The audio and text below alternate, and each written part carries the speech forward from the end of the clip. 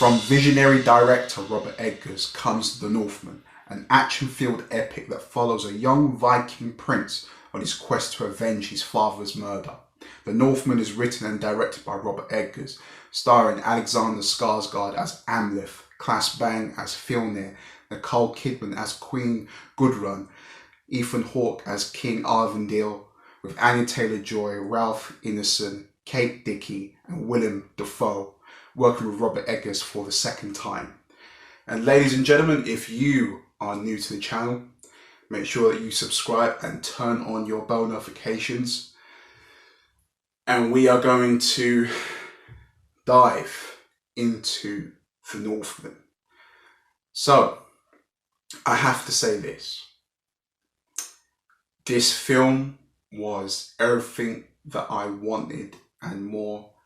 Robert Eggers as a director, as an auteur, as an all-out filmmaker, from The Witch to The Lighthouse and now to The Northman. This man has only gone from strength to strength to strength.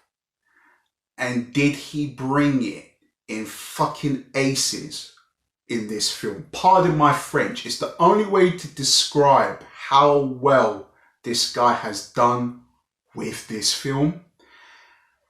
This film grabs you from the throat from the first 2 hours and 20 minutes. It injects you with love, pain, brutality, and by the end of it, you are simply left in awe of this guy's work.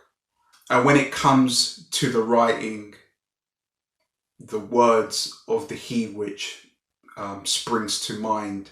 You must choose between kindness for your kin or hatred for your enemies. And that speaks in volumes for the character arc of Amleth. To see where he is in the beginning of the film and where he ultimately ends up being this beautiful tragedy that you just don't see coming. And the plot is fairly simple, but as you get into the third act, everything is not what it seems, and I think that was a brilliant touch to the film. Let's talk about the cinematography that is in this film. For the majority of the runtime, there are one-shot shots throughout. And I think it's really crucial for people to understand that when you film a one-shot, you have to choreograph and rehearse everything like it's a dance. You take one step wrong, you have to reset. And we are talking about jumping over equipment, moving. And the reason why I have this found appreciation for The Northman is not only is the film great, but I also think that the crew's work was great as well. Robert Eggers went on to say that when the Berserkers raid a village and Amleth does that really cool move where he catches a spear in mid-air and then returns it back to the village, or ends up in the villager's chest. You know, he said he had to do that. He had to do that one shot about 28 times. Now, you put 2 and 2 together. Basically, Alexander probably wasn't able to catch the spear perfectly and return it back. So they had to spend that time finessing it. And then after that point, they captured the Vikings doing the raid of the village within 2 takes before the 28 takes. Just to be in that mindset as an actor or a crew member on set. You know, you're there, it's getting wrong, but then when it does happen, it's like, right, okay, we're going, you know. And I just think that in itself is like enthralling to me. But yeah, just absolutely amazingly done. The cinematography reminds me a lot of Ty Wester's X, which I'll be doing a review for as well. a lot of characters coming into frame, and the one shots really does allow the actors to bring that physicality, that immenseness, that brutality to these characters, and it really paid dividends in this film. With The Northman, this was a change of pace for Robert Eggers, knowing that with the way that Eggers does his direction, he's always tallying between psychological high concept and the paranormal high concept as well. And with him attacking a new genre, it, like how I thought it was going to be more of a foreign line through, more of a singular character arc to follow. There isn't the whole thing of the insinuation or the suggestion that he usually goes for in these films, which that I do love, and that is still there, but the action is at the forefront, and then you get the sprinkles of the Robert Eggers visual high concept stuff, and the out of left field comedy that he has in his films, and they always come at the most unexpected times. And you know, I find that brilliant in the sense that he can play you like a violin with how serious the story is, and then a character will crack a joke that you just won't see coming, and it really does add a little bit of that camaraderie and that levity to the story. And when I talk about the nature of this film being high concept, the moments that they do choose with its high concept visuals, this film by far has the best high concept visuals that I've seen in a film this year so far. I mean, there hasn't been many, but I'm pretty sure that by the end of the year, with everything else that comes out, when it comes to high concept, mind-bending stuff, the moments that were in this film are going to be remembered. That's for sure. And let's talk about the violence that in this film. Look, it's not exactly a Disney film. You know, it's not hopscotch in a park. It's not marbles up a wall. It's not tiddlywinks and back scratches. It's fucking hard as nails, all right? And, you know, it has to be that way if you're telling the story based in that time period. If it's anything else, I just don't think it works. And the violence never felt like it was being overly flamboyant or was being overly flashy. I think within the story that Robert Eggers is showing, you can see this inner turmoil that's happening within Amleth, that he wants to, you know, Amleth wants to be dominant, but also, you know, deep down he's lost his way, and he knows it as well.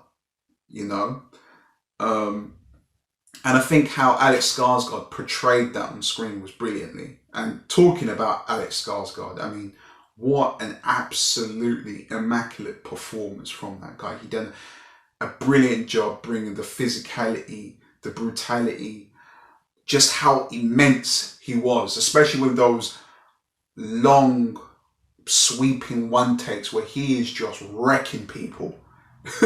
Sending Mandem to the shadow realm, but also he does an amazing job of capturing the vulnerability of Amleth. And literally, when it came to the end scene in this movie, it literally felt like time had stopped moving. And literally looking at Alexander Skarsgård's performance in that frame, that one single frame, that close up, you feel all the pain, you feel all the turmoil, you feel everything. I'm not joking. This might sound like this is like kind of loony bin, right? But in that moment, of how he was feeling. It like all resonated with me with all the things that have happened in the last 2 years with the pandemic, and life feeling like it's out of bound, and he just encompassed all that rage within 4 or 5 seconds, and I think some of these actors should be nominated at the Academy. I just think they should. Class Bang, amazing as Filner, as the bastard uncle, and there's a really interesting character arc with him as well, where he ends, where you see him at the beginning of the film, and where he ends up. You're like, oh, hold on, so he went through all of that to just be here, It's like the classic thing of, when a boxer wins a fight and because of the money, they're never the same. It's like that same kind of aspect that's happening with Filner, but then I thought to myself, if you had a kingdom and you had the respect of your people, you think to them, well, why wouldn't someone do that? And back then, it was a really brutal time. So I was like, kind of makes sense, and I'm with it. Was not expecting that performance from Nicole Kidman. Wow. Just did not see that coming one bit. And I'm pretty sure Willem Dafoe could sell ice to a polar bear, because this guy only had, I think, 5 minutes of screen time, and he absolutely stole the show when he had that screen time in the film. Just what an incredible actor. And ladies and gentlemen, this movie left me in complete awe. And I have to say confidently, this is my favourite film of the year. I cannot think of problems, that are with this film, or it's just, you have to witness it. Yeah. And on the topic of seeing this film, I've recently looked at the box office projections from the weekend, and it is an absolute daylight robbery that this film is not getting the attention that it deserves, And, there's going to be them people that from 3-5 years are going to rediscover this film. Funny enough, let's say Robert Eggers has a film and it does well at the box office, and then, the whole chit chat happens about their filmography, and then people find out about this and they go, this was a really good film. And I'm just thinking, it's going to be like Inception. People will find this video and they'll go, Chris was right. But you're only going to find out from 2-3 years from now. It's the same. I feel like it's going to be that same kind of situation with Denis Villeneuve's Blade Runner 2049. Or was it 245? I can't remember. Well, Denis Villeneuve's Blade Runner. You know what I'm on about. But guys, if you've not seen this film, go and watch it. If you have seen it, please leave your comments down below. I'll be interested to have a discussion with you in the comment section. 10 out of 10, joins the Champions Academy, just unanimously. And I cannot wait for Robert Eggers' next project. Please go out see this film, support it, tell your friends, share the word, leave a like, comment, subscribe once again. If you're new here, check the description for more videos, and I'll see you in the next one. Cheers.